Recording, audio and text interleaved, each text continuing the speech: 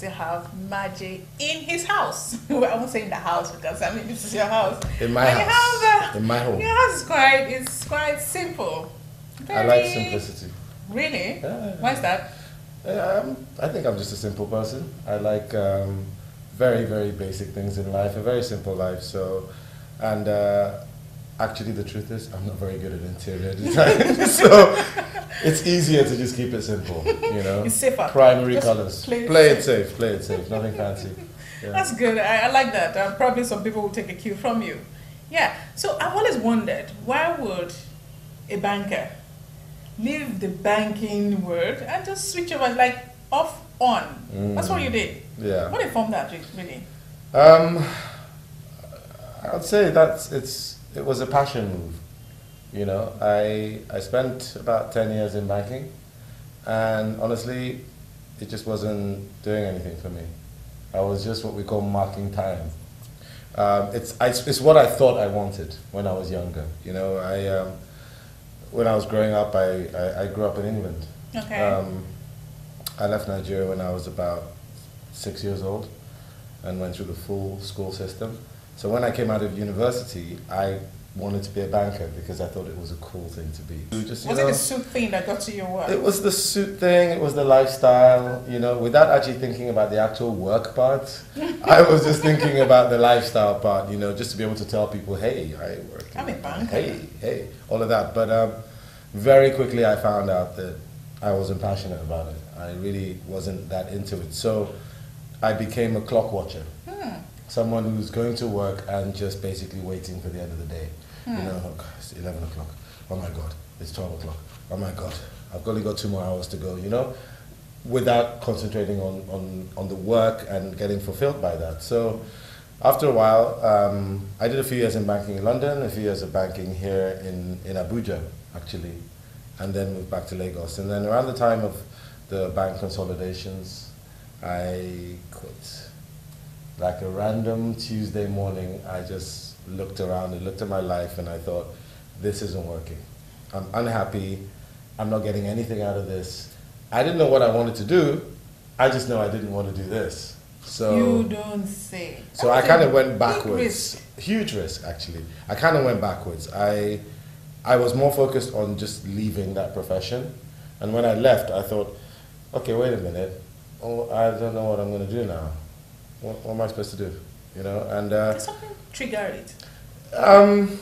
Did any so much. particular event trigger No, it? nothing. I just really realized that I wasn't getting much out of this.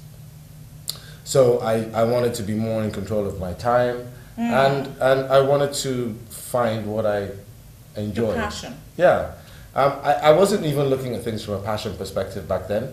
I just wanted to look at something that I could enjoy better than what I was doing there and then. So I left, and I kind of started to think about things that I wanted to do, think of ideas. So I started to come up with all sorts of crazy schemes. Like when I was in Abuja, I observed there was no bus system. So I came up with an idea to put in a functional bus system, you know, like, right, we're gonna set this thing up and we're gonna have a timetable, and, you know, the bus arrives at 7:03, it'll arrive at 7:03, and there's this company in Belgium called Holzmann who manufacture buses, and we can bring them in, and state-of-the-art stuff. But yeah, that didn't work out. Then I had another idea to create a professional plumbing company. Wow. You know, have you noticed that? I mean, guys who come and do your plumbing, there's always one guy. You know what I mean? There's always some guy. Hey, Pius is coming to do this. So there's always some plumber, some electrician, some guy. I wanted to make that an official company. You know, guys in uniform with the vans and the plumbing. I hope I'm giving some of the ideas out there. You know? That's giving you ideas. corporate plumbing. Yeah, corporate plumbing, that kind of thing. But you know, so that you know you're getting a reliable service and all of that kind of thing. These are just ideas, and they never really panned out. Because they were not ideas that were born out of passion. They were ideas that were just born out of, I need ways to make money. You know what I mean? And in the end, I ended up working for my brother in his factory. He makes vegetable oil. Wow. And so I was going to his factory in Namur. It was, well, not often go to the factory. I'd be in his office more. But You know, again, marking time, something to do, no real passion. And You're just in a limbo. Yeah, just kind of lost, you know, just doing things. One of the ideas that I had was to start a fitness company. And at the time, I thought about bringing in a big brand like Virgin Active and stuff like that. But then I thought, wait a minute, what are they going to do that I can't do myself? Yeah. So that's when I created my own company.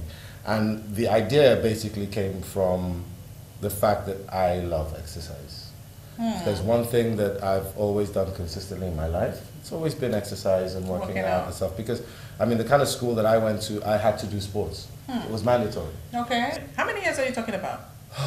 Well, this was in 2008 when the idea was born. Okay. But I started the company in 2012. I started Eden Lifestyle, 2012. And the idea of, again, the name Eden is from the concept of reinventing yourself, starting again. How far so far? So far, as you quite rightly pointed out, when we started out, the terrain was very different. There was no Lekki Bridge, no running clubs, you know, none of this. So I was really breaking new ground, you know, and taking a big risk in starting this. I took a risk and I started it with nothing, just an idea and a name. And I needed to, I guess, create awareness and promote this lifestyle and educate people into understanding what wellness is and just how important it is. Fitness is trending right now. You know, a lot of people are on it. There's a lot more awareness now. People realize how important it is. The message got through, you know, and that message is not from me. The message is from life. Life tells you, if you don't take care of yourself, you might die young. Combine that with Lagos and the environment and how difficult it is sometimes, you know. It's preventative health care. Things, even conditions like diabetes can get reversed through healthy eating and exercise. So it's there's so many benefits. It doesn't make sense to me why you would not be in that lifestyle. Because it doesn't matter when you start. You know why most people don't start? No. Because they feel there's too much to do. They feel they're too far gone. They feel, you know what, I'm too overweight, I'm too lazy, or I can't, you know, and too many obstacles. I don't have enough money to join a gym. There's all sorts of excuses. Okay, so what are the basic things? What are those things you need to do? You mean from the business perspective? No. Or as an individual? Okay, as an individual, Okay. I come to you, I'm like, okay, I need to lose weight. What are those basic advice you give to me? Oh, okay. It starts off with a decision. The decision to change your life. Okay. That's the most First important requirement, is that you are committed to making that change. Otherwise, you're not going to go far. It's all about mindset. If I'm sitting down with a first-time client, I'm having mental discussions in the mind game. Apart from the obvious questions like when was the last time you exercised and if you have any injuries and all that kind of thing, I want to know where your head is. Are you ready for this change? Are you ready to make that decision? Because that's where you'll see the change. The change doesn't happen just from going to the gym once in a while. Change happens when you're committed to it. It is part of your lifestyle. It is no longer something you have to do aside of your schedule. It's something that's part of your schedule. So it has to be a priority. It's a priority. It is something that you do not negotiate. You know, one of my favorite quotes, your workout time is non-negotiable. So the first step is to make that decision. Make the decision. And then the other ones quickly. The other steps, well, get the right workout gear. Get workout gear, very important, you know. Okay. Get workout gear, look at your timetable, scheduling your workouts. That's pretty much it. And what about eating? Your eating habits? Oh, absolutely. I mean, that's 80% of the work is in the kitchen. But that's part of the consultation. You know what I mean? Part of the discussion at the beginning is after the whole scheduling and everything, we start to look at diet, we start to look at the kind of things that people enjoy. Because again, I try to recommend things from a realistic perspective. What's sustainable? If you're trying to change your life and say, you know what, I'm going to now only eat salad, nothing but salad and drink water, you're not going to make it. You are what you eat. Your body is like a very expensive accountant that remembers everything. So what you ate a year ago, what you ate a week ago, what you ate today, it all adds up and it'll all show itself in your body in some way as time goes on. You know, sometimes people go into things they don't know, like going into workout. You look at how fit you are because what works for A may not work for B. Absolutely, everyone's different. Yes. So you're talking about your health status. Do you check those things out before you? Yeah, we do assessments. Okay. Completely. So we will do an assessment on you, where aside from just knowing where you are physically, we need to know where you are on the inside as well. So, okay, now I want to lose weight. yes. 2 things I need to do. Work out, eat right. Yes. Those are the 2 key things. Those are the 2 key things. Okay. That's So it. how many percentage of workout and how many percentage of eating right? Eat right all the time. Work out all the time. So how effective? 80% of the work, like I said, is in the kitchen. In the kitchen, so okay. that's the most important thing you can do is So if you start to can adjust get it your right, diet. Get it eating right in the kitchen, Okay. and you'll find the workouts more effective. All right. Get it wrong in the kitchen, it doesn't matter how much working out you're doing, it's not going to change anything. All right, you'll just kind of maintain. Because some people actually, they tend to explain away or try to make excuses for themselves. Okay, well, let me eat this cake, let me grab this ice cream, let me eat this, and let me eat that. I'll work it out. No, that's not a problem. So what advice do you have for people You like that? cannot outrun a bad diet. Okay. You cannot out-exercise a bad diet. It's that simple. Diet has to change, and it has to be realistic. So, no, there's no easy way. There's no back way. There's no corner. There's no under. There's no over. You gotta go through it, and the hard way. Okay. Yeah. But again, you know, in our own climate, our food, the kind of food that's Oily. available. Yeah, it's oily. Carb. Exactly. But we have a lot of, we are blessed in this country with an abundance of food and good soil to grow it in, and fruit and vegetables and all that kind of thing. So, no, that's not all we're limited to. There's enough good food out there that you can create at home that is not any much more expensive than your normal food. You know, again, it's about mindful eating. It's about understanding your portions of food that you eat. If you're going to sit down, I'm not saying you should stop eating eba. I'm saying don't have 5 wraps of eba. All right. We know you as a fitness and wellness person. We hear of Maje all the time, but not too many people know Maje. And this is our exclusive. This is Saturday night exclusive. Who want to know you? I want to dissect you right now and bring out those things that nobody knows. Yes. All right. So let's start from the very start. Where are you from, actually? I'm from Delta. Okay. I'm Shakiri. I'm not Yoruba, as A a lot of people accuse me of. It's an accusation. Yeah, no, I'm Shakiri. Okay, where were you born? I was born in Lagos. Okay. But I mean, my parents are from Warri South and Warri North. So from a little place called Sapele. Wow. Yeah, that's where I'm from. Sapele. Is Sapele connected to? But cousins. We're cousins, basically. Okay, because when you call Sapele. No, we're pretty much neighbors, and cut off the same cloth. Where's your village? What's the name of your village? It is Sapele. That's my place. There's no little village, or if there is, then I don't know what it's called. Maybe you should do a bit of research. Yeah, maybe. My sister-in-law will know. Okay. So like, who wants to be a millionaire? Do I get one phone call to find out where she's from? Call a friend. Call a friend, So yeah, she might know. Okay, all right. So you are from Delta. Yes. You speak how many languages? I speak English. Only. Well, again, I went off to boarding school at a very young age. So where's that? In England, in the countryside, in Kent. I'm the youngest in my family. Oh, okay. By quite a way. So. Youngest of how many kids? 5 siblings. Okay. 5 of us in total. And and when I say youngest, I mean youngest by close to 10 years. So I was very, like everything was already done and dusted with the family unit, and then there was me. So everything was kind of like it's okay. Everything was done. Decisions were made. I didn't have to think or do much. So I became very complacent. just as a human being, just what do I want in life? I couldn't think of what I wanted because it had already been thought Would you of. say you're a spoiled kid?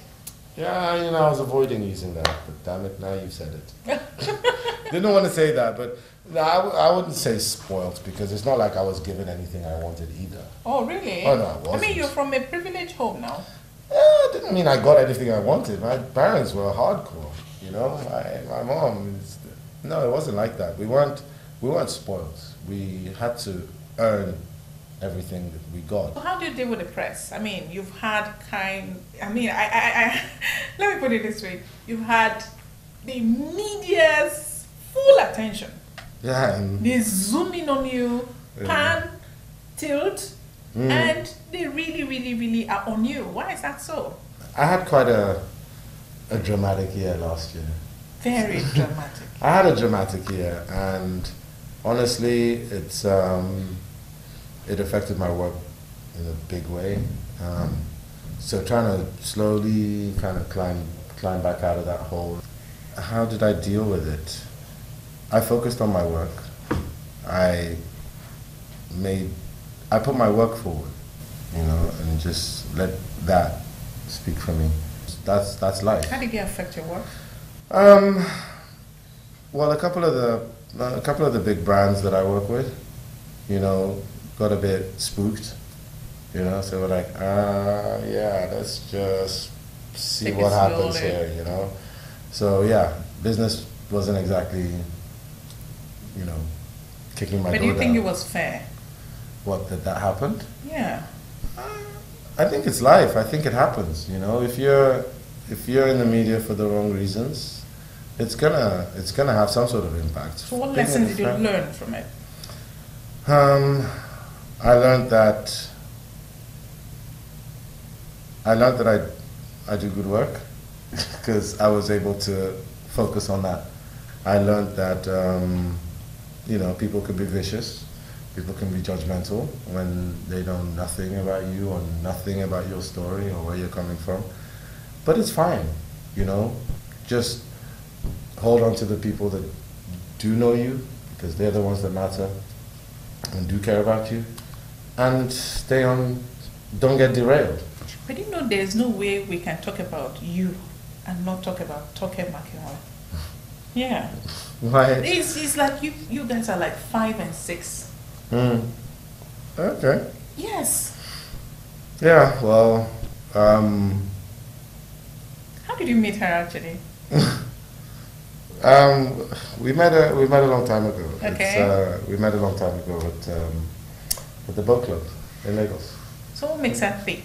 Was there some kind of deep connection that you couldn't just disconnect because it's like you had a hard time trying to make up your mind whether to stay or to go, to stay or to go? Like I said, it's part of me. The relationship is part of me. It's part of my life. It's part of my life story. So it's I'm not here trying to separate myself from it. It's part of who I am. She's a great person, absolutely amazing person, and she's gonna keep flying. She's flying, and she's going to soar because that's how great she is. You guys have just not seen anything yet about just how special this girl is. But what lessons did you get from the relationship? What lessons did you learn from that whole experience? I'm still learning. Still a work in progress. I'm still learning. Look, I'm not going to stop learning about life, about myself for a long time. There's no point in time where I'm going to say that I know everything that I need to know. No, I'm learning every day. Sorry. I'm sure I'm going to learn something, today from this interview. I'm going to learn a lot. So I'm always learning. So would you say you were a good lover, a good husband? Excuse me, my throat has gone dry suddenly. Maybe it's the topic. Maybe I want to move on from this topic. I want to have closure. I want to close it. I don't want any controversies coming out of anything. I just want to have Let's leave it at this, okay? We hear your father as well. Your dad. Yeah. I am. How does it feel being a dad? I'm still, I'm still learning, you know, it's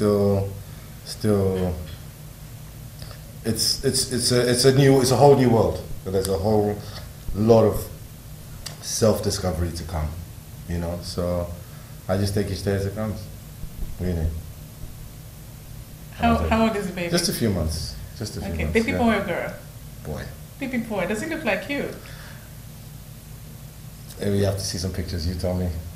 Okay. You could tell me. But yeah, it's you know, look, it's life.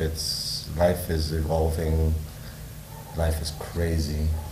But you just gotta hold on, strap up, and Move on. and keep moving forward.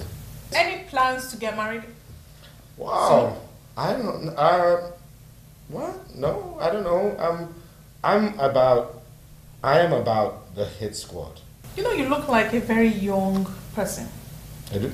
Yeah, like somebody in his 30s. That's a compliment. I'll take it. Thank you. I'll take that. But I'm not.